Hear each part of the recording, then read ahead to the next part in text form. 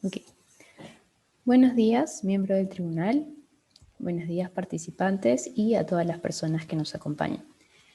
En este momento daremos inicio a la primera semifinal del AINI 2020. Les presentamos a continuación a los miembros del tribunal arbitral. Como presidente se encuentra el doctor Freddy Escobar, abogado por la Pontificia Universidad Católica del Perú, máster en Derecho por Harvard Law School, socio del estudio Lazo y de Romaña Abogados, especializado en banca y finanzas, mercado de capitales, contrato y arbitrajes. Por otro lado se encuentra Carolina de Traseñiz, abogada por la Pontificia Universidad Católica del Perú, máster en Derecho por Columbia University, Senior Counsel en Felipe Pietro Carrizosa Ferrero, DEU y URIA. Y por último se encuentra el doctor Guillermo Arribas, abogado por la Pontificia Universidad Católica del Perú, máster en Derecho por Yale Law School. Actualmente es asociado al estudio Payet Rey Caubi Pérez, especializado en las áreas de Derecho Civil, Derecho Corporativo y Arbitraje. Tanto los miembros del Tribunal Arbitral como los participantes de ambos equipos conocen ya las reglas y por ende daremos inicio a la audiencia de la semifinal número 1. Adelante, tribunal. Muchas gracias. Bienvenidos a los equipos 4 y 7 a esta primera semifinal. Como estamos un poquito retrasados, vamos a iniciar de inmediato las exposiciones. Le vamos a pedir, por favor, al equipo demandante que tome uso de la palabra y proceda a iniciar su exposición. Solo recordar que el tiempo para la exposición previsto es de 15 minutos. Adelante, equipo demandante.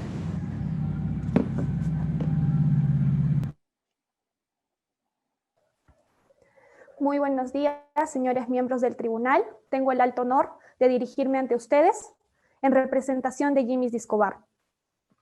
Con fines de acreditación, mi nombre es Adela Milagros Aguado Paredes, miembro integrante del equipo número 4. Las diapositivas, por favor.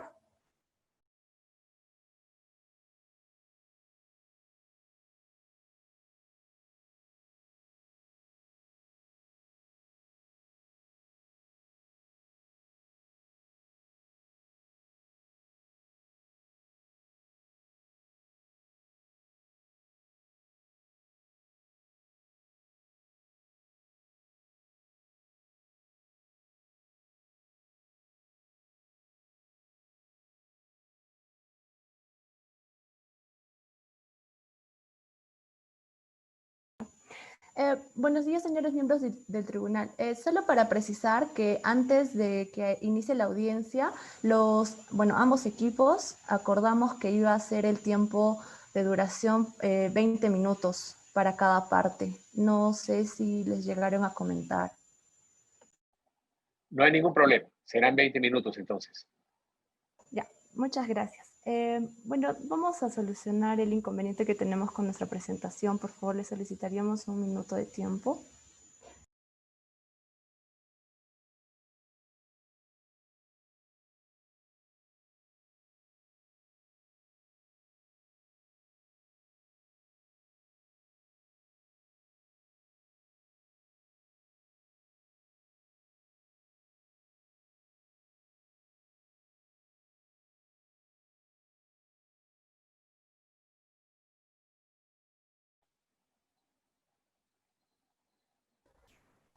Bien, ¿me confirman si se me escucha, por favor? Se escucha. Muchas gracias.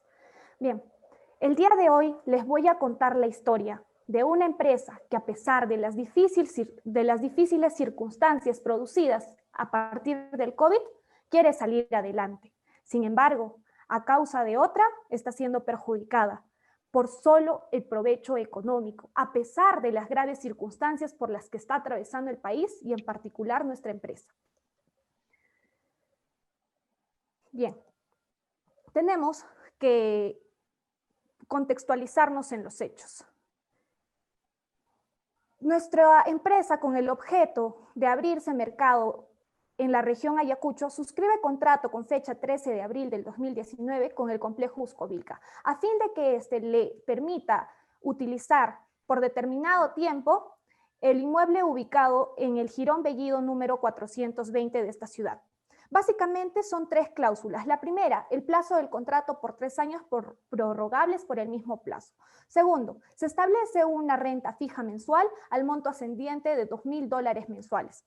Una renta variable correspondiente al 9% de los ingresos de Jimmy Restobar. Y por último, a pedido de Uscovilca, tenemos el otorgamiento de una garantía de fiel cumplimiento ascendente al monto de $20.000 mensuales, los cuales debían ser ejecutados solo si Jimmy incumplía de forma injustificada alguna de sus pretensiones.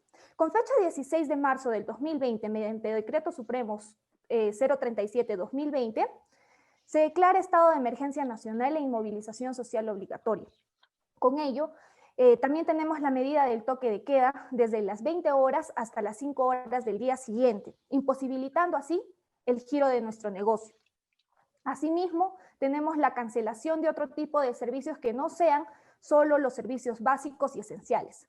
Con fecha 1 de julio del 2020, Uscovilca envía una carta notarial a nuestra representada señalando el no pago de las rentas mensuales correspondientes a los meses de abril, mayo, junio del 2020 y que de no ejecutar el pago en 7 días calendarios, procedería a cobrar la garantía de fiel cumplimiento.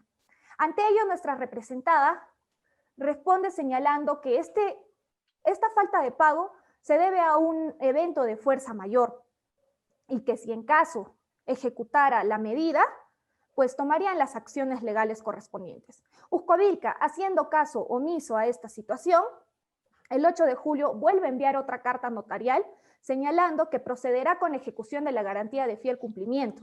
Es así que el día siguiente el Banco del Sur comunica a Jimmy que lamentablemente Uscovilca había ejecutado la totalidad de la garantía. Por estos hechos, amparamos nuestras pretensiones. Como primera pretensión, se declara la terminación del contrato en tanto se ha frustrado el fin por el cual Jimmy habría arrendado el local con Uscovilca. Bien, tenemos que empezar señalando la cláusula segunda del contrato, la cual a la letra señala: el local comercial será utilizado para ofrecer y comercializar al público. Escuchen bien, únicamente los productos y servicios relacionados a la organización de eventos. En este sentido, nuestra representada tenía la labor de ofrecer servicios de discoteca y bar acompañado de la comercialización de bebidas alcohólicas, cigarrillos, snacks, entre otros. Por ende, podemos sustentar que el fin del contrato era único, exclusivo, excluyente y determinado. Ahora bien, tenemos el tema de la ausencia del fin del contrato, la frustración del fin del contrato, el cual tenemos que en el presente caso, aunque podamos usar el local arrendado, no se puede usar para el fin que sea pactado. Esto es la comercialización de productos relacionados a la organización de eventos nocturnos y no a la venta de mascarillas y artículos de protección personal. Pues bien, en palabras del profesor Eduardo Benavides, señala que el acreedor, para él no es solamente necesario recibir el bien, dinero o un servicio, sino es necesario el para qué, la utilidad, esa utilidad que vincula tanto al acreedor con el deudor. De esta manera, tenemos que ante la frustración del fin del contrato, se ha perdido la esencia, la razón de ser, el corazón de este contrato. Bien, así, juristas internacionales como José María Gastaldo refiere que la frustración definitiva del contrato autoriza a la parte perjudicada a declarar la resolución, siempre y cuando se cumplan 3 requisitos. Primero, se deba a un evento de carácter extraordinario. Segundo, que este suceso esté ajeno a la voluntad de las partes y que supere el riesgo asumido por la parte perjudicada. Esta misma postura ha sido aplicada en el laudo arbitral dictado en mayoría por el doctor Alfredo Bular González y el doctor Eduardo Iberico Ballarín en la controversia del consorcio Gildemeister Perú S.A. versus el Ministerio del Interior. Aquí tenemos 4 requisitos por los cuales se puede aplicar en el caso concreto la doctrina de la frustración de la causa. Aquí tenemos, primero, que se trate de contratos bilaterales en los que la causa debe de haber sido incorporada al contrato, es decir, sea conocida o cognoscible. En el caso en concreto estamos ante un contrato de prestaciones recíprocas, es decir, sinalagmático, ya que desde el principio del contrato estaba conocida expresamente la causa en la cláusula segunda. Bien, como segundo requisito tenemos el hecho sobreviniente tiene que afectar la finalidad, tiene que ser un hecho grave, imprevisible y ajeno. Asimismo, sustentamos que se ha cumplido con estas 3 características, como más adelante pasaremos a desarrollar. También tenemos que el contrato debe de ser subsistente, es decir, que la vida del contrato esté en plena dinámica. En el caso en concreto, nuestro contrato se encuentra en plena vigencia, en tanto cumplimos con este requisito. Por último, y el más importante, el hecho frustrante debe de ser de tal entidad que elimine la causa como elemento estructural del contrato. Sin duda alguna, este hecho sobreviniente hizo que se perdiera el fin del contrato de manera permanente, ya que imposibilita sin causa imputable a nuestro patrocinado el ofrecimiento y la comercialización de productos y servicios relacionados con la organización de eventos. Bien.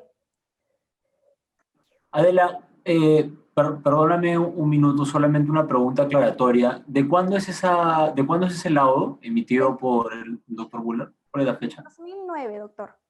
Ya, gracias. Bien, prosiguiendo.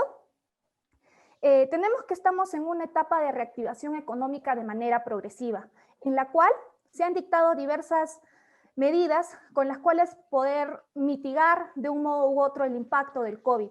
Así, sustentamos que seguimos ante una imposibilidad de prestar nuestros servicios, a pesar de que existan estas ordenanzas. Nos referimos a la Ordenanza Municipal 103/2020, por la cual hemos elaborado un cuadro comparativo para que podamos sustentar que nos encontramos ante la imposibilidad de cumplir con el fin del contrato pactado. Primero, tenemos que nos dedicábamos a la puesta de escena de shows únicos, con acróbatas, tributos musicales y con grandes figuras de música. Sin embargo, nos vemos imposibilitados de la realización de dichos eventos debido a la inmovilización y al aislamiento social obligatorio. Asimismo, otra medida importante es que el aforo máximo de las personas es de 20, incluido tanto trabajadores y clientes. Con anterioridad, sin duda, alcanzábamos un monto superior a estas personas, ya que nuestro local era de gran afluencia, también porque se encuentra en el centro de la ciudad. Asimismo, tenemos que se ha reducido de manera radical la comercialización de los productos relacionados a la organización de eventos nocturnos, en tanto también nuestros ingresos han bajado. Y por último, tenemos que invertir en el tema de constantes gastos en elementos de protección personal de nuestros trabajadores y la implementación de protocolos de seguridad a nuestros clientes. Por estas consideraciones solicito a su tribunal ampare la primera pretensión.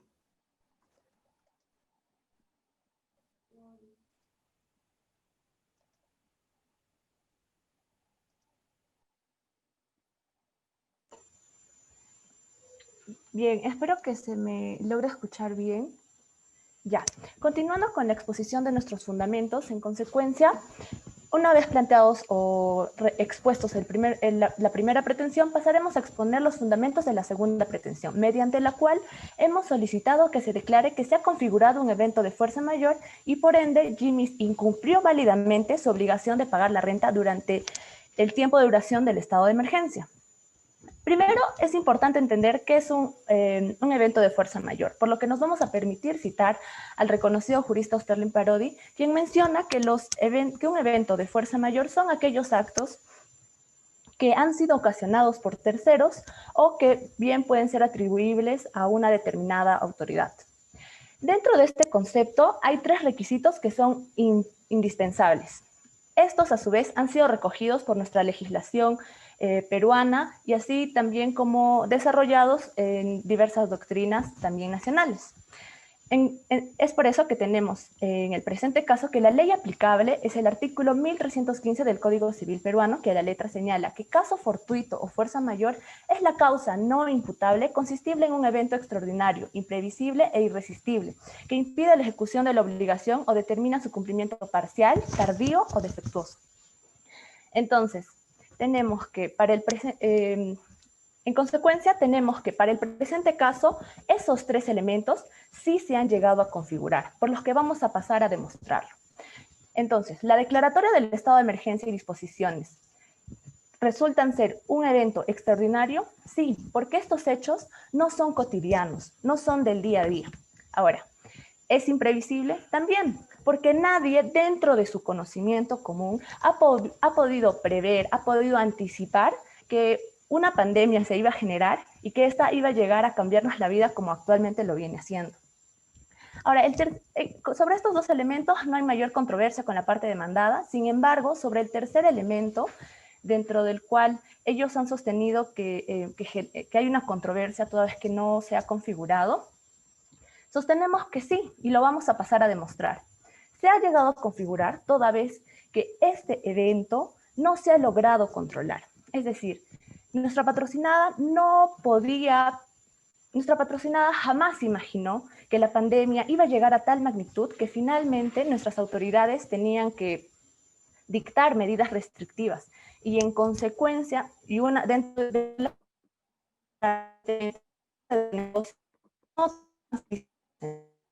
el rubro en el que se encuentra Miss Discobar, como es el entretenimiento nocturno y la venta de bebidas alcohólicas. En consecuencia, ¿me puedo confirmar que sí me están escuchando bien? Que me parece que está la señal inestable, por favor. La señal está inestable, no te estamos escuchando bien. Se ha cortado un poco. A ver, un momento, por favor.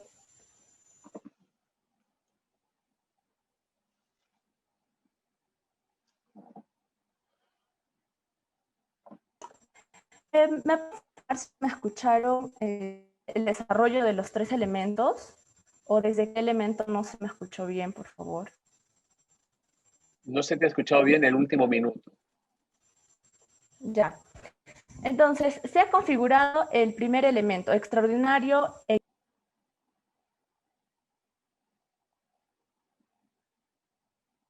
Perdimos la señal.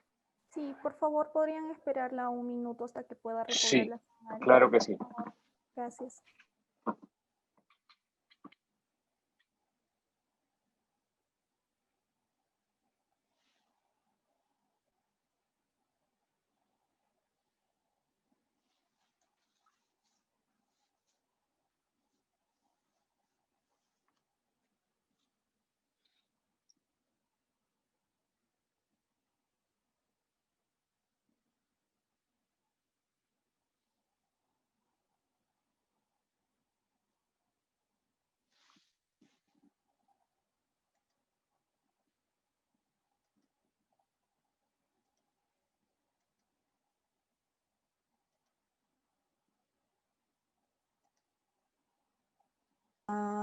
Ya, creo que ya, perdón, siento, me sacó de la sala. Ya, muy bien. En consecuencia, tenemos que se ha configurado el primer elemento, se ha configurado el segundo elemento, sin embargo, la parte demandada entra en controversia respecto al tercer elemento. Y vamos a pasar a demostrar que sí se ha configurado, toda vez que Jimmy Discobar no pudo imaginarse que la pandemia iba a llegar a tal punto, iba a llegar a tal magnitud, que tuvo que forzar o forzó que nuestras autoridades tomaran cartas en el asunto y dictaran unas determinadas medidas restrictivas. En específico, como el cierre de los negocios que finalmente no brindaban servicios básicos. En consecuencia, se denota que sí nos encontramos ante un evento irresistible porque a pesar de los esfuerzos que nuestra representada haya podido ejecutar, haya podido realizar, estos no resultaron suficientes. Muy bien. Una vez acreditados estos tres puntos, es necesario entonces hacernos la siguiente pregunta. ¿Esta fuerza mayor ha generado que la prestación, es decir, el pago de la renta obligada por Jimmy, se torne imposible? Y la respuesta es que sí. ¿Por qué? Porque en el contrato tenemos que se habla de dos conceptos referidos a la prestación. Tenemos a la renta fija y a la renta variable. En la renta fija no hay mayor ciencia porque era un monto exacto, $2,000 mensuales, que finalmente, por haberse configurado este evento de fuerza mayor, nos resulta imposible de poder cumplir. Por otro lado, tenemos a la renta variable, que equivale al 9% de las ganancias netas percibidas por parte de Jimmy. Sin embargo, esta solo se va a aplicar siempre y cuando el resultado de esta operación resulte mayor a lo que vendría a ser la renta fija. En consecuencia, si tenemos que la renta fija es imposible de cumplir, también tendremos que la renta variable, y con mucha más razón, se denote en imposibilidad de cumplimiento. Es por eso que una vez acreditado el evento de fuerza mayor y la imposibilidad del cumplimiento de la prestación, solicitamos que se declare fundada esta pretensión. Muy bien, sin embargo, si el tribunal considera que no se ha configurado un evento de fuerza mayor, nos permitimos hacer referencia a nuestra segunda pretensión subordinada, en la cual solicitamos se ordene una reducción de la renta fija que debió ser, bueno, que Jimmy Discobar debió pagar a favor de Uscovilca mensualmente durante el estado de emergencia, toda vez que precisamente este evento la tornó en excesivamente onerosa. Entonces, para entender este concepto, me voy a permitir también hacer referencia al doctor Alfredo Daniel Lira, quien es docente de la Universidad Católica del Perú, quien hace mención que el equilibrio económico del contrato es una herramienta que permite a las partes contratantes asegurar de forma juiciosa y equitativa que las utilidades y los costos pactados inicialmente puedan mantener un equilibrio pese a las oscilaciones exógenas. Esto quiere decir pese a los factores externos a la voluntad de las partes. En consecuencia de lo anteriormente referido, podemos señalar que los contratos de manera general tienen una finalidad, la cual, tienen una particularidad, la cual es que sus prestaciones, las obligaciones pactadas, van a subsistir siempre y cuando se cumpla esta condición, que las circunstancias bajo las cuales han sido contratadas subsistan hasta la terminación del contrato. Entonces, siguiente diapositiva, por favor. Entonces, tenemos que, sí, es cierto, nuestra patrocinada finalmente se ha obligado y ha asumido el riesgo de poder pagar $2,000 mensuales. Sin embargo, esta obligación, este pacto, se ha desarrollado y se ha acordado dentro de circunstancias de una relativa normalidad diferente a la cual estamos viviendo, toda vez que las circunstancias actuales difieren tanto porque nos encontramos ante una pandemia, en medio de una pandemia, lo cual ha generado que se establezca una declaración del estado de emergencia y esta a su vez disponga diferentes restricciones. En consecuencia, si bien es cierto, la reactivación se está dando, esta resulta siendo progresiva, por lo que esta delimita que nuestra patrocinada genere ingresos, pero no bajo las mismas condiciones en las cuales fue pactado. Por lo tanto, se ha evidenciado también bajo esta pretensión que la prestación obligada por parte de Jimmy se ha tornado en excesivamente onerosa. Finalmente, como tercera y última prestación, muchas gracias. Finalmente, como tercera y última pretensión, hemos solicitado que se ordene a Uscovilca restituir el íntegro de las garantías de fiel cumplimiento que ejecutó de forma inválida Complejo Uscovilca, así como los intereses que le van a corresponder a nuestro patrocinado. Para entender el concepto de lo que es una garantía de fiel cumplimiento, vamos a hacer mención al concepto que nos da la doctora Olga Alcántara. Para ella, este importe que se entrega obviamente al inicio con la firma del contrato, tiene... Doctora, discúlpeme, le quedan solamente 3 minutos. Se lo digo para que calcule su tiempo. Sí, muchas gracias.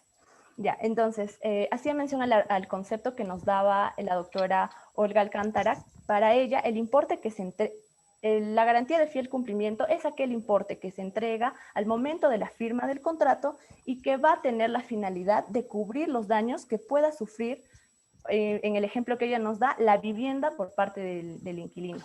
Entonces, tenemos que Complejo Uscovilca ha ejecutado inválidamente esta garantía de fiel cumplimiento, amparándose supuestamente en lo contenido en la cláusula número 16 del contrato celebrado entre ambas partes, en la que se refiere que las partes acuerdan que en caso de incumplimiento injustificado del pago de la renta del inmueble, Uscovilca podrá ejecutar la garantía de fiel cumplimiento. Sin embargo, como ya hemos mencionado y como ya hemos demostrado en las anteriores pretensiones, este no es un incumplimiento injustificado, toda vez que se ha configurado un evento de fuerza mayor que finalmente va a denotar de válida nuestro incumplimiento. Ahora, en respecto a nuestra segunda pretensión subordinada, en el escenario de que el tribunal considere que deba admitirse esta pretensión, solicitamos en consecuencia que también se reajuste el monto que Uscovilca puede ejecutar. En consecuencia, se devuelva el monto restante a favor de nuestra patrocinada. Es por ello, señores miembros del tribunal, que solicitamos sirvan a declarar fundadas nuestras pretensiones. Muchas gracias. Muchas gracias, doctora. No sé si mis coárbitros quieren hacer alguna pregunta en este momento o quieren diferir las preguntas para después. Yo creo que sería bueno hacer algunas preguntas ahora para no perder la inmediación con cada uno de los grupos. No sé cómo Perfecto, lo ven. está muy bien. Está muy bien, Guillermo. Buenísimo. Adelante, por favor. Perfecto. A ver, la primera pregunta que tenía era, se ha hablado de la frustración del fin. Quería preguntar qué base legal están utilizando para aplicar ese remedio. Sí, bien. En primer lugar, para aplicar ese remedio estamos utilizando el segundo párrafo del artículo 1316, el cual señala que si dicha causa es temporal, el deudor no es responsable por el retardo mientras ella perdure. Sin embargo, la obligación se extingue y la causa que determina la inejecución persiste hasta que el deudor, de acuerdo al título de la obligación o a la naturaleza de la prestación, ya no se le pueda considerar obligado a ejecutar. Entonces, este es nuestro amparo legal por el cual estamos solicitando la resolución de nuestro contrato. ¿Y cómo aplica ese segundo párrafo al caso concreto? Bueno, en particular, tenemos que la obligación se ha frustrado el fin. En tanto, tenemos que, de acuerdo al título de la obligación o a la naturaleza de nuestra pretensión, que en este caso es ofrecer al público servicios de entretenimiento nocturno, y a raíz de la declaratoria de emergencia y normas de carácter permisiva, pero relativamente restrictivas, no nos permiten ofrecer el servicio para el cual inicialmente se ha pactado el contrato. Por tanto, la ejecución del contrato, por tanto, el fin se ha frustrado de manera permanente y ya no se le podría obligar a nuestro patrocinado a continuar con este contrato. Y entiendo que ese fin lo entienden causalizado en base a lo que dice el contrato mismo, ¿verdad? No sé si pueden ir a la diapositiva en donde tenían ese texto. La cláusula, la tercera, siguiente, ahí, exactamente, la cláusula. Correcto. El local será utilizado para ofrecer y comercializar al público únicamente. La cláusula es determinante, exclusiva y definitiva, en tanto solamente permite la comercialización de productos y servicios relacionados con la organización de eventos. ¿Y por qué es que no se entiende esa cláusula como una limitación al uso en lugar de una causalización? Parecería que, sobre todo teniendo en cuenta también lo que estaba en el anexo respecto al reglamento interno, que se trata de una protección más bien para el propietario del bien que lo arrienda, ¿no? ¿Qué interpretación le dan a eso? Bueno, nosotros básicamente cambiamos de giro de negocio solamente para mitigar el efecto de la pandemia, más no para dedicarnos al tema de de la venta de mascarillas, porque como personas normales pensábamos que el impacto de la pandemia no iba a ser tal como lo hemos visto traducido en diferentes decretos supremos que han ido prorrogando de manera muy amplia lo que es el estado de emergencia. Por tanto, seguimos persistiendo en la idea que este fin ha sido frustrado. Pero más allá, porque el análisis respecto del fin va más allá de la pandemia, ¿verdad? ¿Por qué es que usted considera que solamente viendo el contrato se debe entender que si es que no puede operarse en el inmueble, se frustra el fin del contrato? Por ejemplo, ¿qué pasaría si en lugar de la pandemia se hubiese tratado de un cambio en la ciudad, en donde ya la gente no va a esa calle porque se ha construido una ampliación en donde están todos los locales comerciales y por eso ya no es tan atractivo comercialmente para poder utilizarlo como se viene usando hoy? Bien, nosotros comparábamos nuestro caso con el conocido caso de la coronación, en donde al final se suspende el desfile y bueno, el espectador que quería ver al rey ya no puede ver porque se ha desaparecido el fundamento de la prestación. En este caso, tenemos que, si bien es cierto, de todas maneras se ha frustrado el fin y bueno, ahora con la segunda, muy probable venida de la segunda ola, va a seguir esta medida y por tanto ya no consideramos que es necesario y oportuno seguir con este contrato. Solamente dos preguntas más para dar paso a mis coárbitros. ¿Qué valor le dan al artículo 1680, inciso 1 del Código Civil?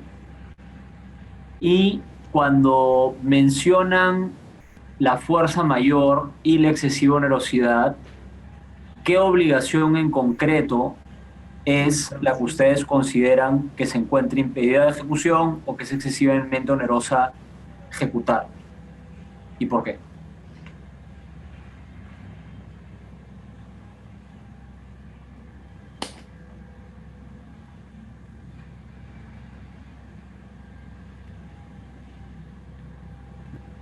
Sí, el 1680 inciso 1 básicamente lo que dice es que es también obligación del arrendador mantener al arrendatario en el uso del bien durante el plazo del contrato y de conservarlo en buen estado para el fin del arrendamiento. No sé si es que esta norma les parece relevante. Y la segunda pregunta es, cuando se menciona la fuerza mayor y la excesiva onerosidad, ¿a qué obligación nos estamos refiriendo? Porque me parece que hablaron del pago, pero el pago se puede realizar. El tema es si es que hay dinero o no.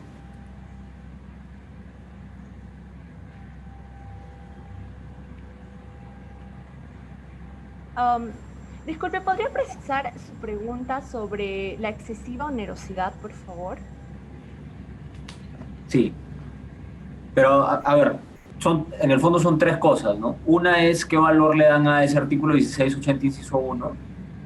Dos es cuando se menciona la fuerza mayor, qué obligación se considera que se encuentra impedida y por tanto suspendida temporalmente por el plazo de la pandemia. Y tres, lo mismo, pero respecto a la excesiva onerosidad. ¿Qué obligación dentro del contrato consideran que se ha transformado excesivamente onerosa? Ya, con respecto a la segunda parte de su pregunta, que, bueno, básicamente nos pregunta, valga la redundancia, ¿cuál es la pretensión que viene imposible de cumplir por la fuerza mayor? Hemos hecho referencia a que es la prestación, es decir, el pago mensual, la renta, a cambio de local arrendado. Ya, pero en ese caso, o sea, porque cuando se analiza la imposibilidad, lo que se tiene que ver es que efectivamente sea física y jurídicamente imposible, impracticable poder cumplir con esa prestación. Por ejemplo, no sé, tenías el arrendamiento de un local comercial en un edificio y se cayó el edificio. Ya no puedes arrendar el bien porque el departamento o el local comercial ya no existe. Pero en este caso, de lo que veo por los anexos de las normas de la pandemia, no existía ninguna imposibilidad declarada por el gobierno para pagar la renta. Es más, habían constantemente declaraciones que pedían que por favor se mantuviera el pago de las rentas para no romper la cadena de pagos. Entonces, ¿cómo es que ustedes interpretan entonces que efectivamente hay una imposibilidad sobre el pago de la renta? Ya, le entendí mejor la pregunta. Ya, nosotros hemos señalado que en el contrato hay dos tipos de renta. Entendemos que la prestación a la cual estamos obligados hace referencia a esto, la cual hemos señalado que nos hemos encontrado en la condición de imposibilidad de cumplir. Ya. Primero, nosotros hacemos referencia a que es imposible su cumplimiento porque en el concepto de renta fija equivalía a $2,000 mensuales. Estos no hemos podido, no hemos podido llegar a esa meta y por lo cual tampoco hemos podido pagar dicho monto. Entonces, esta renta fija, en relación a la renta variable, que en esencia es superior, si esta renta fija no se ha podido cumplir, por eso es que decimos que es imposible, entonces con mucha mayor razón la renta variable. En consecuencia, si tenemos que la renta fija y la renta variable devienen en imposibles, en consecuencia la prestación simplemente no se ha podido cumplir. Ok. Y entiendo que cuando se refieren a la ejercicio de onerosidad también se refieren a la obligación del pago de la renta. Perdón, sí, también. Muy bien, entonces solamente para cerrar, el 1680 inciso 1, ¿qué relevancia creen que tiene en el caso?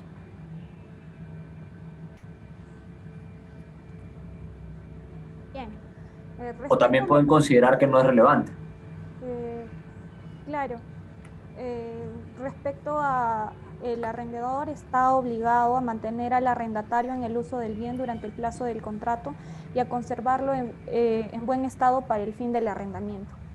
Bueno, acá tenemos que tener presente al doctor Gastón, el cual señala que no debemos de confundir el hecho de haber arrendado una vivienda con un arrendamiento de un local comercial. En este sentido, en una vivienda perfectamente podríamos cumplir el uso del bien tan solo guardando nuestras cosas. Sin embargo, en un local comercial tenemos una clara diferencia, ya que este arrendamiento ha sido básicamente para un fin, en este caso el de ofrecer servicios de entretenimiento nocturno, el cual no se agota solamente con el hecho de tener nuestras cosas guardadas dentro del local. En este sentido, si bien es cierto, el arrendador ha cumplido con entregarnos el local para el fin que nosotros hemos contratado, simplemente con las normas que el Estado ha impuesto, ha devenido nuestra prestación en imposible. Doctora, pero un segundo.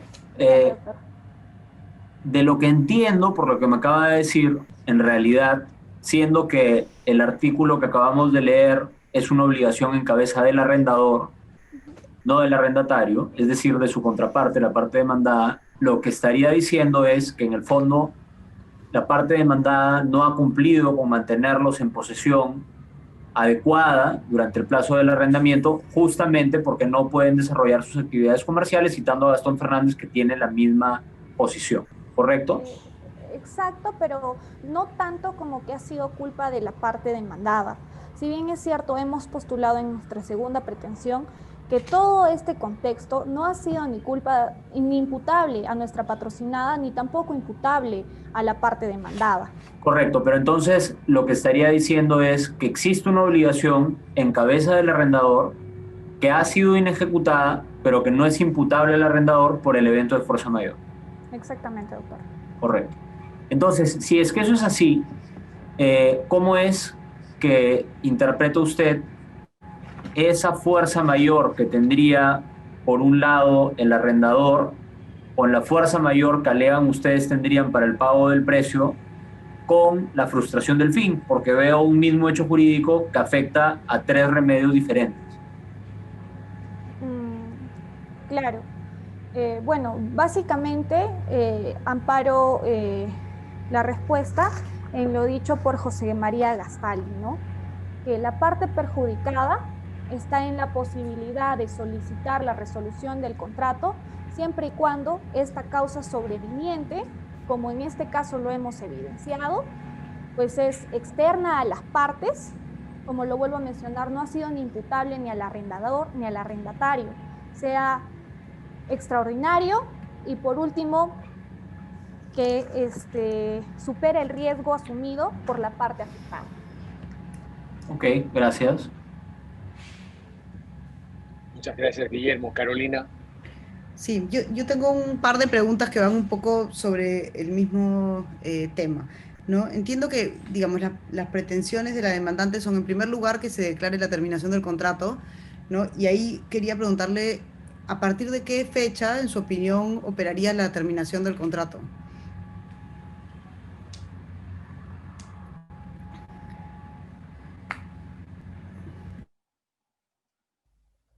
Bueno, la terminación del contrato, si en caso se amparara nuestra segunda pretensión principal, operaría desde el 16, bueno, básicamente desde el mes de abril del 2020, ya que el mes de marzo sí fue pagado por el principio de buena fe entre las partes.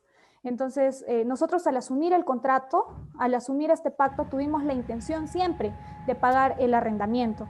En este sentido, a partir del 1 de julio, en que devino imposible nuestra prestación del servicio, podríamos solicitar la terminación del contrato. Gracias. Entonces, su posición sería que entre los meses de abril y julio hay una fuerza mayor que les impedía cumplir, pero que el contrato, digamos, estaría vigente y el contrato terminaría a partir de julio. Sí, exactamente, doctora. Sí. Y durante todo este tiempo, en la línea de las preguntas del doctor Arribas, ustedes han mantenido la posesión del inmueble, ¿verdad? Sí, es cierto. ¿Y cuál sería para ustedes la relevancia jurídica digamos, de esa conducta en haber mantenido la posesión? ¿No podría desprenderse ahí un interés a mantener el goce del bien?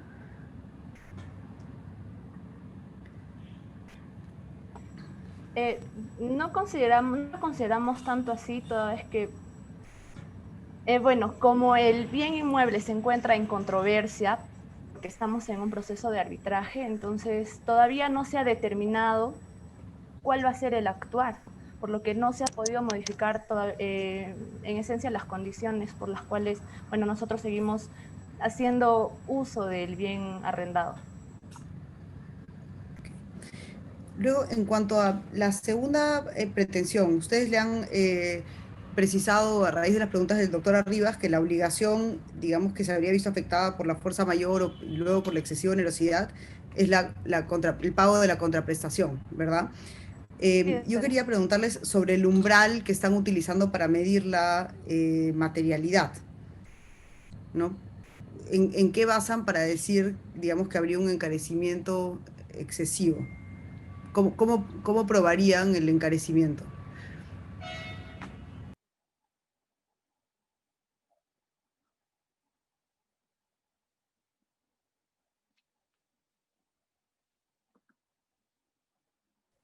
Bien, gracias por la pregunta. Bueno, nosotros postulamos que hay una excesiva onerosidad en atención primero al artículo 1440 del Código Civil. Bueno, y aterrizando a nuestro caso en concreto, tenemos que para nosotros mitigar el impacto del COVID, tuvimos que cambiar de giro. Entonces, por problemas también ajenos a nosotros, que es el tema de la competencia, y bueno, que estas medidas fueron dictadas, nuestros ingresos bajaron considerablemente. En este sentido, no podíamos pagar la renta fija, tornándose esta en excesivamente onerosa.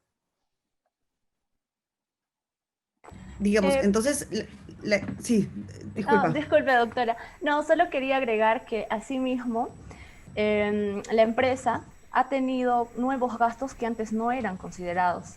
Estos vienen a ser tanto para la implementación de protocolos, ya sea para los clientes como para nuestro personal. Y Pero estos entonces gastos estaban previstos. solo para entender su posición, entonces la excesiva onerosidad radicaría, digamos, en la dificultad del arrendatario o en su aptitud para cumplir con el pago de la obligación, más que en un cambio en el valor del, digamos, del servicio que reciben, ¿verdad? Sí, sí, doctora. De acuerdo. Yo tengo una última pregunta. Em, Al invocar la excesiva onerosidad, ¿ustedes consideran que se encuentran en cumplimiento de sus obligaciones contractuales? ¿A partir de cuándo operaría la excesiva onerosidad, según su posición? De igual modo, operaría desde el 1 de julio del presente año. Toda vez que, como bueno, ya mencionó mi colega, el mes de marzo ya fue cancelado porque obviamente no imaginábamos que esto iba a llegar bueno, iba a durar tanto tiempo. Claro, y el hecho de no haber pagado los meses de marzo, abril y mayo, en caso digamos, se declarara Voy a precisarlo infundada ya. la pretensión relacionada con la fuerza mayor, ¿no no implicaría que ustedes estarían en una situación de incumplimiento respecto de esos meses, del pago de la renta de esos meses? Ah, doctora, no se pagó el mes de abril, mayo y junio. El mes de marzo, que es a mediados a partir del 16 de marzo, que se decreta el estado de emergencia nacional y el cierre de los negocios, solo para precisar. Entonces se canceló el mes de marzo. Entonces estamos en la situación de que los meses posteriores evidentemente no se han pagado, sin embargo debemos tener en cuenta que la empresa demandada ha hecho ejecución de la garantía de fiel cumplimiento. En consecuencia, ya ha tomado en cobro ese dinero. Entonces, si su tribunal considera que amerita una reducción de la prestación a la cual estábamos obligados, ya se encontraría pues debidamente pagado con la garantía de fiel cumplimiento. Ok, muchas gracias. Muchas gracias, Carolina. Yo tengo unas preguntas, pero las voy a hacer luego para no tomar más tiempo del previsto. Entonces, agradecemos al equipo número 4 y damos la bienvenida al equipo número 7 y les pedimos que por favor inicien su exposición, recordándoles que tienen 20 minutos.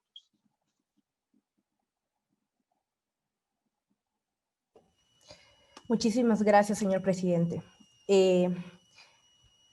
Yasmín. Ok. Señor presidente y miembros del Tribunal Arbitral, señoras de la contraparte, público presente, tengan muy buenos días. Bueno, soy la abogada Catherine Casahuilca y quien en compañía a mi colega Marilyn Ochoa venimos a representar a nuestra defendida, el complejo Uscovilca. Durante toda la disertación vamos a demostrar con hechos y derecho que las alegaciones que han partido de valga la redundancia, de la parte demandante carecen de fundamento, debido a que no existe la frustración del fin contractual. Por otro lado, tampoco se evidencia el evento de fuerza mayor, y mucho menos esta contraprestación conlleva a una excesiva onerosidad. Efectivamente, como la parte demandante ha sostenido, que esta situación gravosa en realidad en relación a la propagación del COVID-19 no solamente ha repercutido tanto en ellos como en nosotros, sino en realidad en todo el país. Tal es así que, bueno, como ya anteriormente lo había mencionado, las fundamentaciones que realiza la parte demandada, al carecer de fundamentos, lo único a que conllevan a esto es que se demuestre que han vulnerado nuestra confianza y sobre todo han vulnerado a nuestra buena fe. Por tanto, solicitamos a este tribunal se pueda declarar infundada en su totalidad la demanda presentada por Jimmy's, debido a que no presenta existencia alguna de una frustración del fin contractual. Asimismo, no se eventualiza, valga la redundancia, un evento de fuerza mayor y pues mucho menos la prestación se vuelve excesivamente onerosa. Bien, pasaré a contestar los puntos sostenidos por la contraparte. Bien, en relación a la fuerza mayor, debemos mencionar que, en relación a la frustración del fin del contrato, debemos mencionar que en ninguna parte de nuestro ordenamiento jurídico y ningún instrumento legal nacional recoge esta figura, este remedio contractual. Tal es así que la parte contraria se contradice al evidenciar o tratar de configurar esta situación. Por otro lado, traemos a colación al doctor Hugo Fornodría, quien sostiene que ante la suscitación de eventos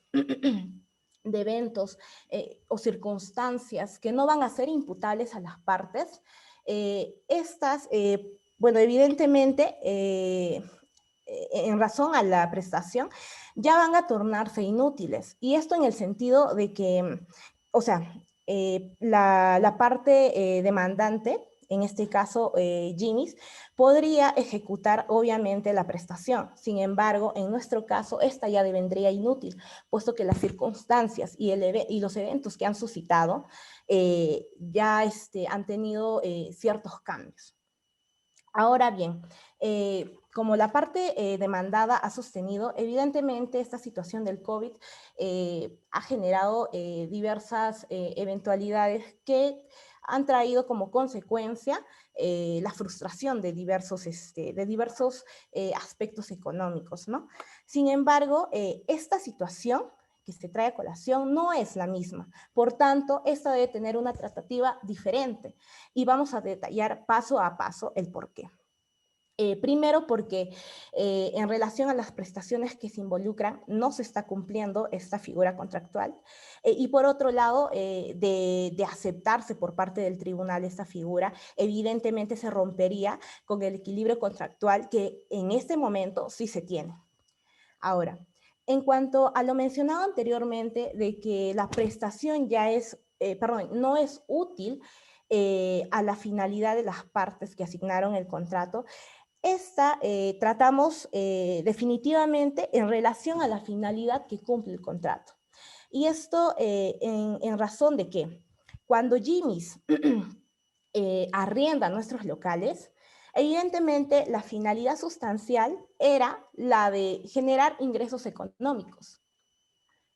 Y de la misma forma, Uscovilca, al arrendar sus locales, también esto conllevaba a que ellos iban a recibir una contraprestación. Entonces, evidentemente en esta situación sí se está viendo un equilibrio contractual. Un equilibrio contractual. Por otro lado, en relación a esta figura de la frustración del fin contractual, traemos a colación también los principios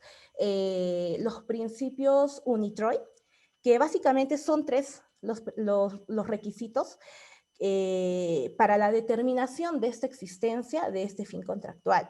Y bueno, los dos primeros evidentemente sí se están configurando, pero la segunda no. La primera vendría a ser a que las partes no conocían ni podían razonablemente prever que el evento sucedería.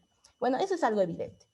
Que la parte en desventaja no controle la ocurrencia de los eventos. De la misma forma es evidente.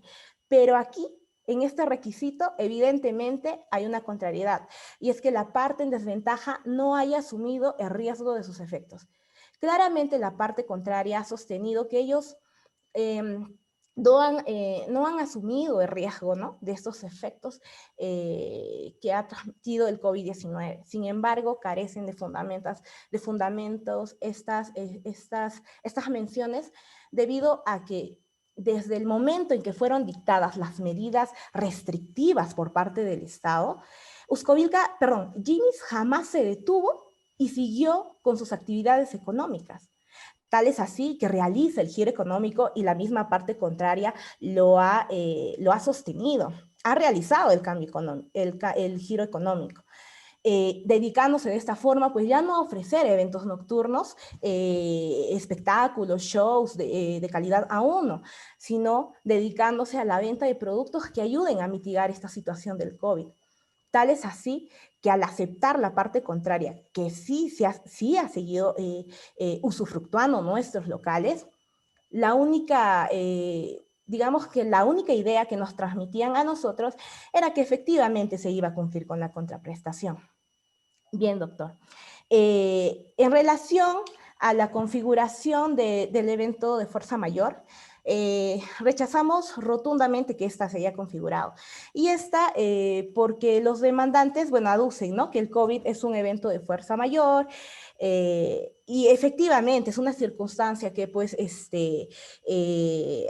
en muchos de los casos, como puede ser, por ejemplo, en lo de las compañías aéreas, ¿no?, que tuvieron que suspender sus vuelos, pero esta definitivamente no se asemeja para nada a la situación que ha traído Jimmy's el día de hoy. El artículo 1315 de nuestro Código Civil sostiene que para hablar de un evento de fuerza mayor necesariamente deben cumplirse 3 requisitos. Esta es la extraordinariedad, la imprevisibilidad y la irresistibilidad. La parte contraria ha demostrado que 2 de los requisitos se han cumplido, pero ha omitido evidenciar el por qué hablamos de una irresistibilidad. Esta irresistibilidad no se cumple debido a que, como lo sostiene la Corte Suprema en un pronunciamiento en casación, debido a que las apreciaciones de las circunstancias que van a determinar la concurrencia de estos 3 requisitos deben darse de manera copulativa, es decir, los 3 requisitos deben de mantenerse en la misma situación y no esta. ¿Y por qué decir, y no las otras, las restantes, ¿no?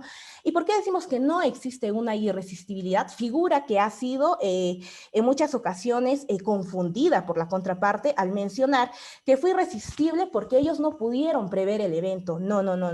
La irresistibilidad básicamente lleva, o mejor dicho, se genera a razón de las contraprestaciones que no fueron pagadas, porque los señores de Jimmy's siguieron usufructuando nuestros locales, haciendo un cambio de giro económico, las cuales fueron omitidas por la parte de Uscovilca, para que ellos puedan continuar con esta actividad económica, independientemente del cambio, vuelvo a recalcar, del cambio de giro económico. Con la única idea de que ellos esto lo vayan a retribuir a través de las contraprestaciones. Por tanto, la irresistibilidad no se está cumpliendo. Ahora bien, como tercer punto tenemos a la no existencia de la excesiva onerosidad. La parte demandada, vuelvo a mencionar, sostiene cada uno de sus alegatos que debido a la situación que trajo la propagación del COVID-19, las medidas gubernamentales que fueron adoptadas por el país no permitieron pues el desarrollo, el desenvolvimiento en su totalidad de Jimmy's. Por ende, esta pues no alcanzó, ¿no?, con la recaudación de la contraprestación que fue pactada en el contrato. Ahora bien, aducen que esta situación recae pues en la figura de la excesiva onerosidad y esta básicamente está recogida en el artículo 1440 del Código Civil, la cual señala que, bueno, para que una situación se torne excesivamente onerosa, esta también debe contar con 2 requisitos. La primera, que puedan ser ante contratos de ejecución continua, diferida, y la otra, que necesariamente esta tenga que realizarse ante eventos o acontecimientos extraordinarios e imprevisibles. Ahora, nosotros mencionamos que no existe una excesiva onerosidad de prestación, puesto que desde el primer momento en que ellos deciden cambiar este giro económico, siguen utilizando nuestros locales para la venta de otro tipo bueno, para equipos de protección, ¿no? Que ayuden a mitigar el COVID. Pero siempre han seguido utilizando nuestros locales. Y eso es lo más importante, han seguido usufructuando nuestros locales. Por ende, esta situación, lo único que nos generaba en la parte de Uscovilca es que ellos de manera efectiva iban a realizar con sus contraprestaciones.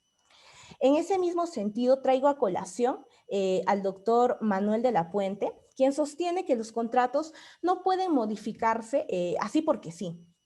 Y esto, puesto que puede generar un desequilibrio primordial dentro de lo sustancial de un contrato. Entonces, si este desequilibrio se llega a generar por razones que no van a ser ni gravosas ni dificultosas, básicamente van a repercutir en la seguridad jurídica. Entonces, esta figura no puede ser utilizada por la contraparte como un salvoconducto para evadir responsabilidades y para no cumplir con sus contraprestaciones, las mismas que están sometidas a la fuerza vinculante que nace del contrato que fue suscrito entre ambas partes. Ahora, doctora, perdóneme la interrupción, le quedan claro. 9 minutos. Sí, doctor, muchas gracias. Bueno, ahora bien, ya y con su venia, señores miembros del tribunal, esta parte descansa y cede la palabra a mi colega. Previo saludo, Adelante, señores miembros. Muchas gracias. Previo saludo, señores miembros del tribunal y colegas de la contraparte. Continuaré con el desarrollo de los fundamentos. Bien ha señalado mi colega, demostrando claramente que en el presente caso no se ha suscitado la frustración del fin del contrato. Tampoco existe un evento de fuerza mayor y mucho menos existe la excesiva onerosidad en la prestación.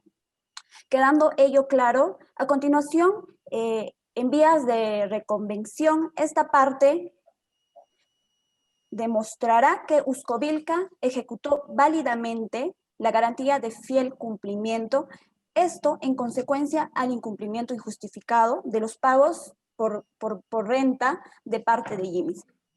Bien, señores miembros del tribunal, ha quedado claro que la legislación peruana contempla como uno de los principios rectores más importantes en materia contractual al principio pacta sunt servanda. Este ha sido reconocido en el artículo 1361 y asimismo ha sido materia de análisis en varias casaciones del Tribunal Constitucional. Así pues, entendemos a este como un principio que obliga a que los acuerdos entre las partes se cumplan en sus propios términos, es decir, se cumplan de acuerdo a como ellos lo habían pactado, no pudiendo exigirse algo distinto a lo convenido. Asimismo, la Corte Suprema ha dicho que es un dispositivo legal que obliga a las partes suscribientes del contrato a satisfacer las obligaciones a las que previamente ya se habían comprometido. Es decir, este principio, más que generar confianza o garantía, es sobre todo una base de seguridad jurídica para las partes, pues este principio los vincula de tal forma que ya todos conocemos el aforismo, que lo que las partes hayan acordado entre ellas es ley para todos, ¿no? Estando bajo el amparo de ese principio, así como lo establecido en el artículo 1361, y considerando que Jimis durante estos 3 meses y actualmente seguía utilizando nuestro local sin mostrar dificultades e incumpliendo con las contraprestaciones, nosotros simplemente cumplimos con lo establecido en el numeral segundo de la cláusula 16ª del contrato, que a la letra dice: que las partes acuerdan que en caso de incumplimiento injustificado del pago de la renta del inmueble detallada en la cláusula 15ª, Uscovilca podrá ejecutar la garantía de fiel cumplimiento constituida por GIMIS. En consecuencia, se ha demostrado que la ejecución de la garantía de fiel cumplimiento no ha sido porque nosotros quisimos, no ha sido por voluntad arbitrariamente, sino ha sido de acuerdo a lo dispuesto en el contrato y de acuerdo al acuerdo de voluntades que nosotros realizamos a la suscripción de este. En atención al comportamiento de GIMIS, nosotros no solamente sustentamos esta garantía de fiel cumplimiento en el Pacta Sunt Servanda, sino también teniendo en cuenta las circunstancias, la dificultad de la época en la que nos hallamos, estamos hablando de que Uscovilca actuó en cumplimiento del principio de buena fe, que este también a su vez ha sido contenido en el artículo 1362 y en distintas oportunidades la Corte ha desarrollado sobre este. Entendemos al principio de buena fe como un principio que requiere entre las partes un cierto grado de lealtad, honestidad y en algunas ocasiones como la de hoy, como las que nos llevan a este tribunal hoy, cooperación entre las partes. Así pues, nosotros consideramos que Uscovilca, y lo hemos demostrado que Uscovilca en todo momento ha procurado actuar dentro de los principios y los límites de la buena fe. Pues en ningún momento hemos intimidado a GIMIS, tampoco hemos pretendido cobrar las penalidades que el contrato nos faculta y mucho menos moratorias por el retraso de los pagos. Más por el contrario, hemos ejecutado previo aviso la garantía de fiel cumplimiento. Por ello, de ninguna forma, GIMIS podría alegar lo contrario y sostener que su incumplimiento es justificado, porque ya que como lo hemos señalado previamente, el cumplimiento de ello era injustificado, puesto que no se suscitó ningún evento de fuerza mayor. Asimismo, por el contrario, debemos señalar que GIMIS viene actuando de mala fe, porque pese a que ha usado nuestro local, sigue teniendo beneficios económicos y sigue usando el mismo, pretende que todo el riesgo de esta situación sea asumida por nosotros, Uscovilca, y nos está negando el derecho que la ley nos atribuye, puesto que está usando un bien inmueble de nuestra titularidad. Por lo expuesto, señores del tribunal, queda demostrado que en el presente caso, como ya lo hemos recalcado en múltiples ocasiones, no se ha frustrado el fin del contrato, tampoco se ha constituido un evento de fuerza mayor y mucho menos una excesiva onerosidad. Lo que ha sucedido acá es que se ha ejecutado la garantía de fiel cumplimiento válidamente y de manera legal, y que los hechos ventilados en este proceso parten de la culpa de GIMIS, que pretende desconocer partes sustanciales de un contrato donde la primacía es la voluntad y el consentimiento, que la astucia del hombre no repercuta en las decisiones arbitrales. Muchas gracias, señores. Esta parte ha culminado. Muchas gracias. No sé si mis coárbitros quieren hacer alguna pregunta.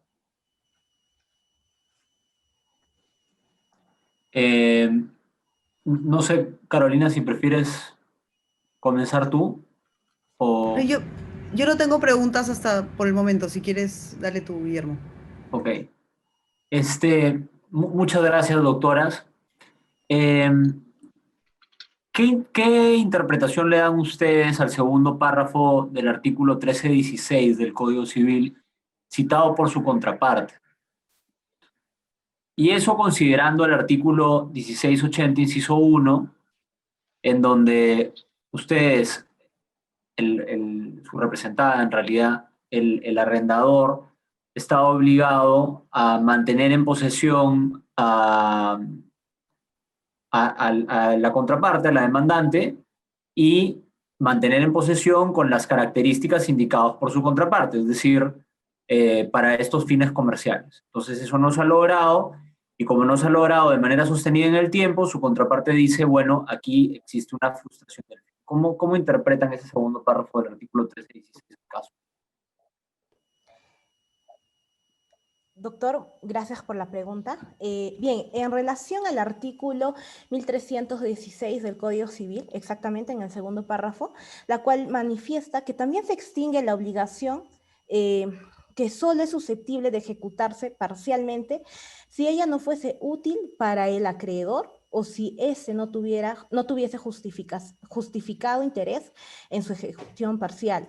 En caso contrario, el deudor queda obligado a ejecutarla con reducción de la contraprestación si la hubiera. Bien, doctor. En relación a este segundo párrafo, definitivamente la contraparte, en sus alegatos, sostienen que desde el primer momento, ¿no?, de que fueron establecidas estas medidas sanitarias por parte del gobierno, fueron impedidos, ¿no?, para poder realizar su normal actividad económica. Sin embargo, esta no fue así, puesto que desde el primer momento, del momento en que fueron implantadas estas medidas sanitarias, Jimmy's siguió laborando, siguió utilizando nuestros locales, independientemente del giro al que se haya dedicado.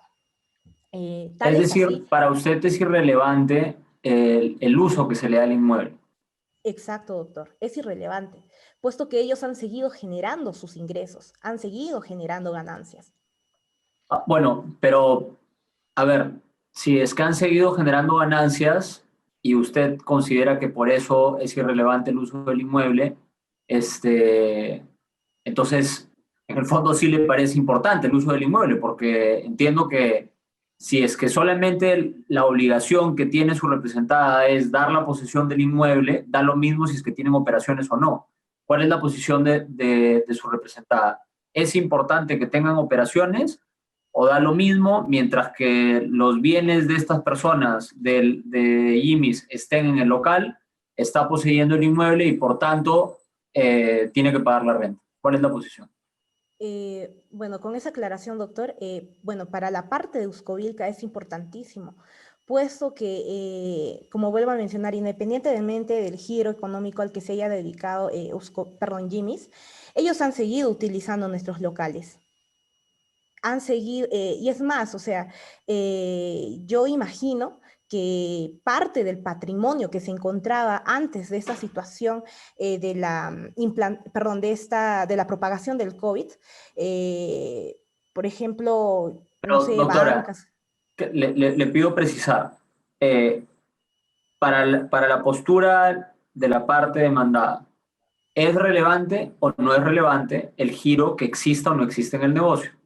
Porque de lo que escucho existirían dos posiciones. Una, mientras que los bienes de Jimmy's estén en el local, se está cumpliendo con el arrendamiento y por tanto no es relevante, si es que tienen operaciones o no.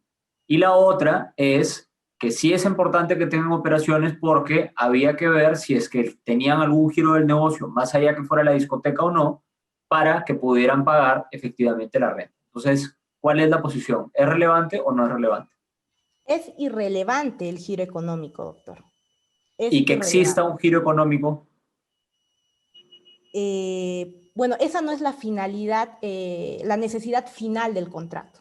Entonces sí importa que exista un giro económico, con lo cual, por ejemplo, los primeros días de la pandemia, en donde no se podía salir a la calle y tampoco se podía operar en el local, ni para vender alcohol en gel, ni tampoco como discoteca, a pesar que efectivamente estaban los bienes ahí, ¿usted consideraría que alguna concesión legal tiene que haber porque no había una operación en el negocio? Claro, bajo ese giro económico que usted menciona como discoteca, evidentemente. Ya, ok. Y después la otra pregunta que tenía nada más es, a ver, se ha cambiado el giro del negocio. Entonces, ustedes le dan un valor a cuánto valdría el metro cuadrado si es que el local comercial se utiliza como discoteca en el centro de la ciudad, a que si el local comercial se utiliza como almacén o el local comercial se utiliza como un supermercado para vender alcohol en gel. Económicamente, claramente hay una diferencia, pero mi pregunta es, ¿ustedes consideran que esta diferencia afecta el valor de la renta o consideran que es igual? Gracias por la pregunta. En el caso en que estamos analizando, no importaría el giro que están desarrollando. ¿Y esto por qué? Porque si es que Jimmy's en algún momento hubiera tenido dificultades de pago, es decir, hubiera considerado que sus ganancias eran menos o más, ellos tenían el deber de comunicarnos a nosotros que la situación por la que estaban pasando. Sin embargo, ellos en ningún momento han comunicado o nos han avisado de cualquier situación, por lo que Uscovilca sostiene que ellos sí estaban en la capacidad de realizar los pagos, y más teniendo en cuenta de que ellos sí pudieron hacerse publicidad. Ellos sí publicitaron su cambio de giro. Sin embargo, con quien tenían responsabilidad de comunicación era con nosotros. Entonces, teniendo esa primera responsabilidad con nosotros, no lo hicieron. Ok. Yo no tengo Muchas más preguntas. gracias. Muchas gracias, Guillermo. Carolina, no tienes preguntas, ¿no es verdad?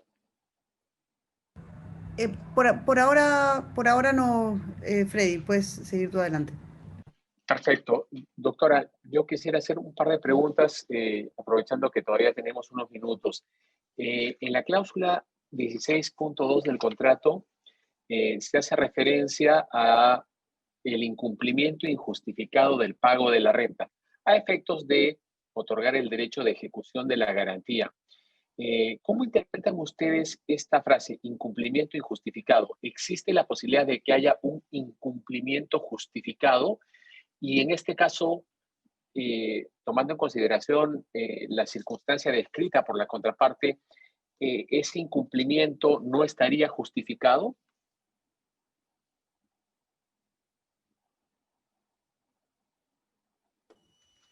Bien, doctor. En relación a la pregunta sobre la cláusula 16.2, las partes acuerdan que en el caso de incumplimiento injustificado del pago de la renta del inmueble, detallada, bueno, en la cláusula 15, Uscovilca podrá ejecutar la garantía de fiel cumplimiento constituida por Jimmy's. Doctor, en esta situación, nosotros consideramos que es, que es un incumplimiento injustificado, puesto que desde el primer momento en que Jimmy's decide seguir laborando y ya con posterioridad sostiene que para ellos se le tornó onerosamente excesiva la contraprestación que tenían que realizar, en ningún momento ellos nos notificaron, nos dijeron, ni siquiera se pronunciaron sobre, sobre la situación quizá dificultuosa por la que estaban atravesando. O sea, prácticamente callaron. Entonces, esta situación es entendida por Jimmy's como un incumplimiento. Y esto a razón de que no se ha venido pagando las contraprestaciones durante los meses de abril, mayo y junio. Entonces, si no hay una respuesta por parte de Jimmy's, evidentemente nosotros asumimos lo que ya había mencionado con anterioridad. Ahora, nosotros constituimos la efectiva ejecución de la garantía de fiel cumplimiento, esto sostenida, como ya lo manifestó mi colega en los alegatos, bajo el principio del pacta sunt servanda, puesto que al momento de suscribir un contrato, esta necesariamente conlleva a la fuerza vinculante que va a existir entre las partes, es decir, la manifestación de voluntad que se va a celebrar en ese contrato. Esto Doctora, es... claro. Perdóneme, pero justamente aplicando este principio de pacta sunt servanda, ¿podría usted ilustrarnos cuándo existiría un incumplimiento justificado? Porque si la cláusula hace referencia al incumplimiento injustificado, se puede pensar de que algún incumplimiento justificado puede existir en el contexto del contrato. ¿Cuándo podría haber un incumplimiento justificado?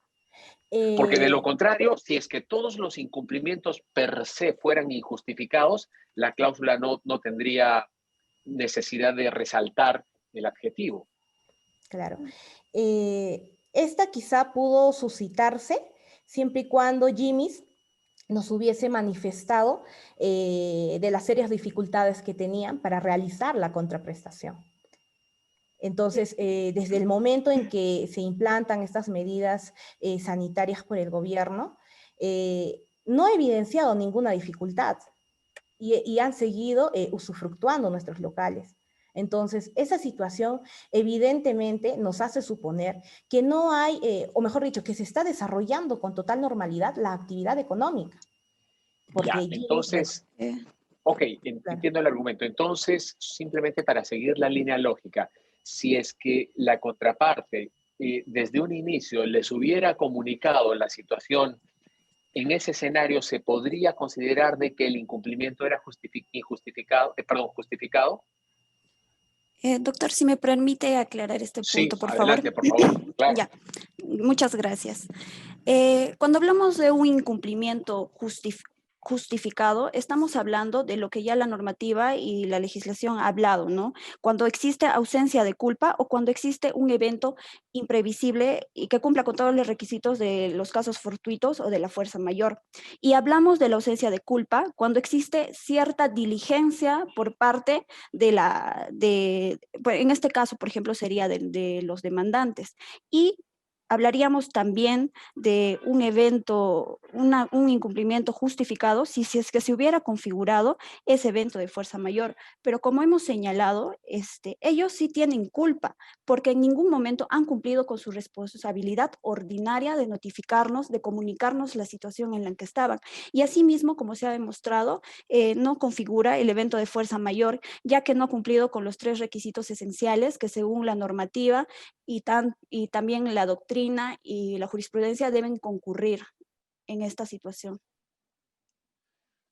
Ok, me queda clara la posición. Muchas gracias. Entonces, como estamos con el tiempo encima, vamos a dar paso al equipo número 4 para que haga la réplica correspondiente. Tiene 7 minutos, por favor. Adelante. Bien, muchas gracias, señor presidente. En primer lugar, se ha evidenciado de los argumentos de la contraparte que solo buscan el beneficio económico sin un sustento alguno. Respecto a la primera pretensión en la cual señalaron que la frustración del fin contractual no ha sido recogida en nuestra legislación nacional, me permito leer la postura del doctor Jimmy Ronquillo Pascual, abogado sanmarquino y magíster de la Pontificia Universidad Católica del Perú, el cual señala que en este régimen de la imposibilidad temporal que aparece previsto en el artículo 1316 del Código Civil, norma que bien no prescribe expresamente la suspensión o la cancelación de la contraprestación a cargo del acreedor, tal efecto se impone en función a la lógica que subyace de dicho régimen conforme explica la doctrina. En este sentido, tenemos también que la frustración del fin ya ha sido aplicada en el Perú en el laudo arbitral anteriormente señalado. Y efectivamente nosotros cumplimos con todos los requisitos para el cual se pueda aplicar esta doctrina en este caso en concreto. Bueno, asimismo, hemos evidenciado que la parte no ha dado una respuesta con sustento fáctico y jurídico sobre cuál hubiera sido una causa debidamente justificada para que podamos encontrarnos ante un incumplimiento justificado. Estamos ante un hecho evidentemente notorio y el impacto de este hecho ha sido tal que no solamente nosotros somos los perjudicados, el perjuicio se ha visto evidenciado a nivel mundial. Le cedo la palabra a mi colega. Ya, muy bien. Señores miembros del tribunal, pareciera que la parte contraria no ha estado muy atenta a nuestras alegaciones, toda vez que han señalado que finalmente nosotros, que en el presente caso no se ha configurado los 3 elementos que son requisitos de la fuerza mayor. Sin embargo, los hemos pasado a desarrollar. Y en específico, como ya habíamos mencionado, hay un conflicto en el requisito que se refiere a la irresistibilidad. Y ellos supuestamente alegan que supuestamente nosotros hemos confundido este concepto, toda vez que ellos han señalado que lo hemos conceptualizado diciendo que no hemos podido anticipar el evento. Sin embargo, nosotros señalamos sobre la irresistibilidad que esta se refiere a que no pudo ser controlada a pesar de los esfuerzos que aplicó nuestra patrocinada. Es decir, no se pudo imponer una fuerza suficiente que contrarreste sus graves efectos. Asimismo, la parte contraria ha señalado, y me gustaría resaltar, que nosotros no hemos actuado de mala fe, toda vez, lo cual ha sido alegado por la parte contraria, toda vez que a pesar de no haber trabajado en el primer periodo, mejor dicho, en la segunda quincena de marzo, nosotros, actuando de buena fe, hemos dado cumplimiento a la contraprestación a la cual estábamos obligados. Como ya mencionamos, porque en primer término nosotros ya habíamos trabajado una primera quincena de la cual obtuvimos ingresos y los cuales sirvieron para pagar nuestra contraprestación. Además, en segundo término, nosotros pensábamos, creo que como la mayoría de personas aquí presentes, que la situación actual no iba a extenderse durante tantos meses. Y finalmente, la contraparte ha señalado en sus alegatos que, finalmente ha habido una ausencia, o más bien la contraparte no ha hecho referencia a nuestra tercera pretensión, que era en la cual hemos solicitado que se devuelva en su integridad la garantía de fiel cumplimiento que fue ejecutada inválidamente por Uscovilca. En consecuencia, al no haber contradecido esta pretensión, consideramos que la cuentan como admitida y debidamente fundamentada.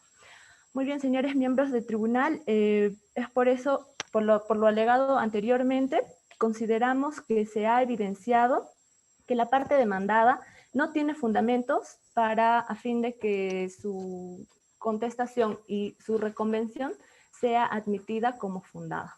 Muchas gracias. Muchas gracias también. Vamos a dar paso al grupo número 7 para que haga uso de su derecho de dúplica y luego el tribunal hará las preguntas finales. Adelante, grupo 7, por favor. Muchas gracias, señor presidente. Respondiendo a la réplica, primero que nada, debemos recalcar que la nomenclatura frustración del fin contractual no existe en ningún articulado del Código Civil. Si bien es cierto, aceptamos la opinión de los doctrinarios y estamos de acuerdo. Sin embargo, la contraparte no ha cumplido con aseverar y demostrar fehacientemente el cumplimiento de los 3 requisitos establecidos por los principios UNIDROIT que previamente mi compañera ha citado. Asimismo, alegan que nosotros no hemos aclarado respecto al evento justificado. Bueno, como ya lo señalé, un evento justificado se hubiera dado en ausencia de culpa o de haberse suscitado un evento de fuerza mayor, que como hemos visto ahora, no está, porque la ausencia de culpa está ligada con la diligencia ordinaria. No estamos pidiendo una diligencia muy extraordinaria, algo tan grande, no, simplemente una diligencia ordinaria que hubiera sido saciada con una simple notificación. Asimismo, efectivamente, hay controversias en cuanto a la irresistibilidad. Bien, debemos recordarle a la contraparte que la irresistibilidad, como lo señala Sterling Parodi, no está ligada a si se puede controlar o no controlar un evento de fuerza mayor o una situación. Estamos hablando de la imposibilidad de ejecución de la obligación. ¿Cuál es la obligación de ellos? No es controlar el COVID, no es controlar la pandemia, sino dar la suma de dinero o retribuir lo que correspondía dar por el contrato. Asimismo, debemos recordarles nuevamente que dificultad no es sinónimo de imposibilidad. Asimismo, ellos dicen que en su réplica han afirmado que que ellos también han actuado de buena fe. Y respecto a ello, yo quisiera ponerles este caso, ¿no?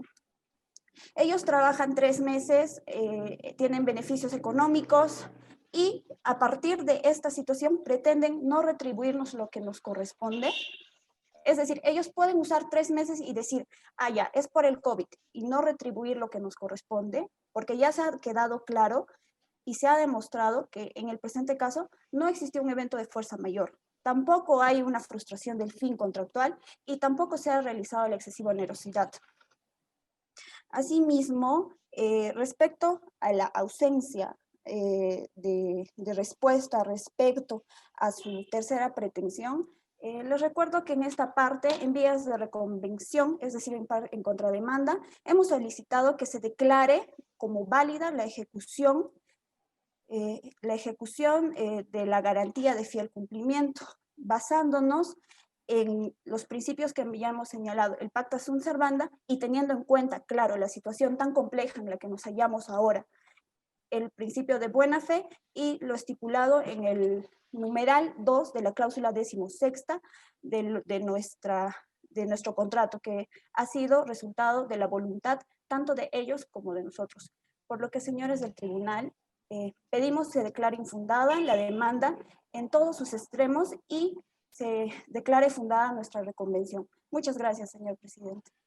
Las gracias a ustedes. Guillermo, Carolina, ¿tienen alguna pregunta? Yo no, por mi parte.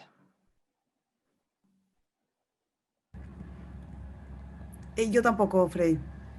Muchas gracias. Yo solamente una pregunta al grupo 4.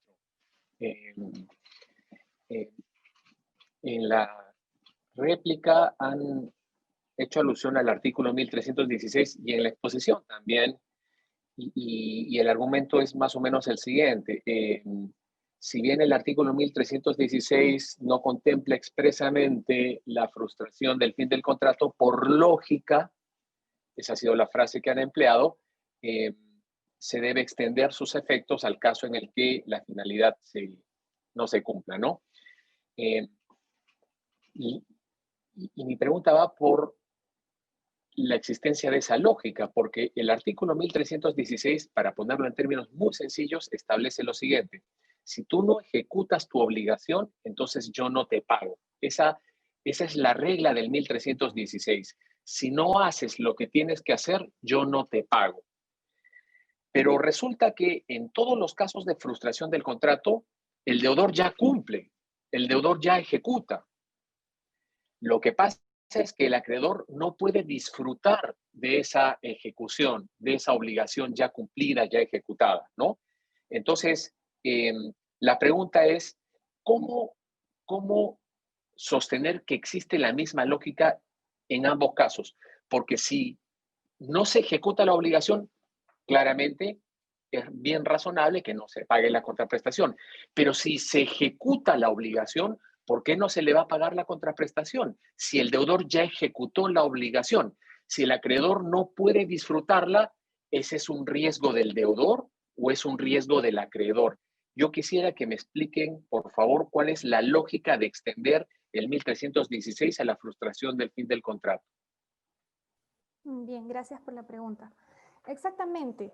Tenemos que, si bien es cierto, Uscovilca nos ha cedido en uso temporal el inmueble ubicado en el Jirón Bellido 420, nosotros no lo hemos alquilado con el fin de que sea un depósito en el cual podamos guardar nuestras cosas, sino se ha alquilado básicamente por su ubicación para ofrecer servicios de entretenimiento nocturno.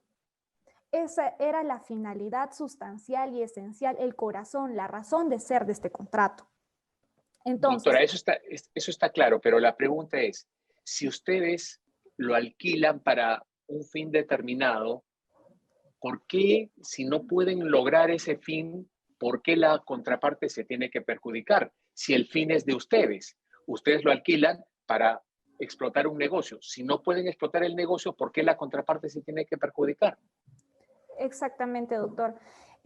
Por eso mismo teníamos la segunda pretensión accesoria, la cual señala, bien, si bien es cierto, hemos usado el fin, no necesariamente para provecho económico, ya que, bueno, si bien es cierto, el fin de todo contrato es pero debido a las circunstancias acaecidas a raíz del COVID, no se pudo, y aparte también la competencia y todos estos temas. Entonces, por ello también, a fin de no perjudicar y actuando de buena fe, pedimos la reducción de esta renta a fin de pagarle, al menos por el uso que hemos hecho, pero siempre dejando en claro que el fin del contrato sea frustrado. Y con esta pregunta acabo. ¿Y usted considera que en el sistema legal peruano la frustración del fin del contrato está regulada? ¿Qué artículo regula la frustración del fin del contrato? Porque el artículo 1316 y todos los otros artículos que usted puede citar del libro de obligaciones, nada tienen que hacer con el disfrute de la obligación, tienen que hacer con la ejecución de la obligación. Todos esos artículos se preocupan de un problema: ¿qué pasa si no se ejecuta la obligación? En la frustración del fin del contrato, la obligación ya ha sido ejecutada. El problema es que el acreedor no la puede disfrutar como quisiera.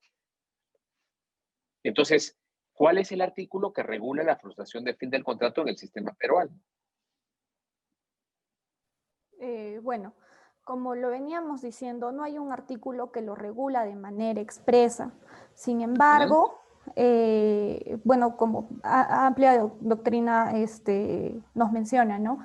Sin embargo, nosotros nos amparábamos la interpretación de este artículo en las palabras del doctor, un momento por favor. Ronquillo.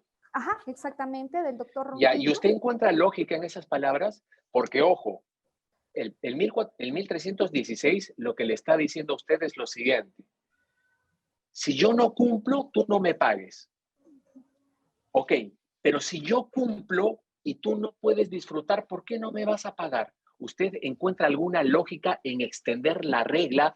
Si no cumples, no me pagues. Esa lógica se puede extender a la situación en la cual yo sí cumplo, pero tú no disfrutas.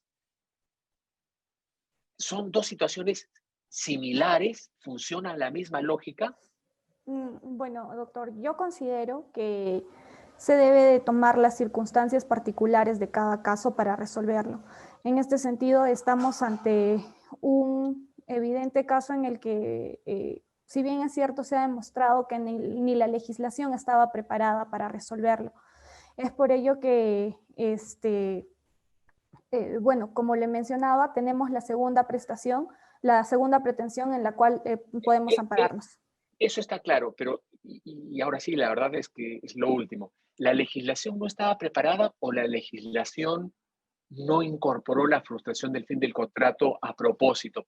Porque, ojo, la frustración del fin del contrato existe desde hace varios siglos y no todas las legislaciones la incluyen. ¿No estuvo preparada nuestra legislación o el legislador conscientemente no incluyó esa figura porque es una figura que distorsiona los incentivos para contratar? ¿Cuál es su hipótesis? ¿Se olvidó el legislador o simplemente no la quiso adoptar a pesar de que era ampliamente conocida? Bueno, sí, en este caso no sabemos la intención final del legislador, pero sí podemos suponer que tal vez se olvidó o no consideró relevante su incorporación, a pesar de que, como usted mismo menciona, hay mucho trabajo sobre este tema y no solo por doctrina extranjera, sino también por doctrina nacional, a las cuales mi colega ya hizo referencia. Bueno, le quiero decir que no es que se olvidó, simplemente no la incluyó porque es una doctrina que altera los incentivos para contratar y genera distorsiones en el mercado para las personas que no tienen asesoría sofisticada. Muy bien, muchísimas gracias a ambos grupos. Entonces, lo que corresponde es que el tribunal proceda a dar un feedback a cada grupo. ¿Es correcto? Quiero consultar con nuestros amigos del estudio Bullard. Nos corresponde el feedback, ¿no es verdad? Sí, doctor, correcto. Fantástico. Entonces, no sé si Carolina quisiera empezar con el feedback a cada uno de los oradores y grupos, y luego Guillermo, para que yo finalmente concluya con la audiencia. Perfecto. Encantada, Freddy. Bueno, primero, respecto al grupo demandante, felicitarlos, ¿no? Me parece que su caso estaba bastante bien planteado, han expuesto bien sus posiciones, habían algunos vacíos, me parece, cosas bueno, que el tribunal ha tratado de puntualizar con con las preguntas, pero en general me parece que han hablado bien, han expuesto doctrina, digamos, han planteado claramente cuáles sean sus pretensiones. En particular, una de mis principales dudas tenía que ver con el tema temporal de los pedidos, ¿no? Y la justificación para no pagar, luego terminar y tal. Me parece que ahí había un tema importante, bueno, además de los otros temas que han saltado, pero en términos generales creo que han hecho una buena defensa de un caso que es difícil, ¿no? En cuanto a los demandados, bueno, felicitarlos también por su exposición. Me parece que habían más argumentos que explotar en el caso, ¿no? Creo que la posición del demandante tiene varias debilidades que pudieron, digamos, incidir más, ¿no? Me parece que ha estado mucho centrado en la primera pretensión principal, ¿no? Pero que el tema digamos, de fuerza mayor y de excesiva onerosidad también se prestaba para múltiples flancos de ataque, ¿no? Muchas gracias, Carolina. Guillermo. Sí, gracias. Y bueno, primero felicitar a los dos grupos. No les voy a decir mucho respecto al fondo, porque en estos casos siempre están hechos un poco para que los dos lados tengan argumentos. Creo que definitivamente la posición del demandante es más difícil a la del demandado. Ya más en la parte del lenguaje corporal y habilidad oral en específico, creo que los dos grupos lo han hecho muy bien. Una recomendación nada más que quizás sobre todo aplique para ti, Adela, y para ti, Marilyn, es o sea, cuando uno ve sobre todo el litigio judicial, creo que es muy común el ataque, y no solamente en los escritos, sino también en el lenguaje físico al momento de hacer las exposiciones. Entonces uno tiende a ser un poco más sarcástico, más incisivo, más golpeador. En el mundo del arbitraje creo que quizás es un poco más de te voy a explicar, y la referencia es totalmente enfocada hacia el tribunal, que me parece que esa parte sí la han hecho muy bien, pero quizás bajarle un poquito a la agresividad puede ser que ayude, y yo creo que eso ahí también ayuda en cualquier contexto en el que tengan que hacer alguna argumentación en donde tienen que contraponer posiciones. A veces es difícil, porque a uno como que le gana el argumento, y al final del día somos abogados y nos encanta discutir, pero creo que sí es bueno tratar de decirlo de una manera que haga que se sienta más como una conversación, en donde estás explicando por qué es que tú tienes la razón y por qué es que la otra parte está equivocada. Dentro de esa argumentación podrás decir cosas que ridiculicen un poco la parte contraria, pero es bien importante, yo creo, bajar un poco los subjetivos y enfocarnos más en la explicación jurídica y por qué es que los hechos dicen que efectivamente tienen la razón.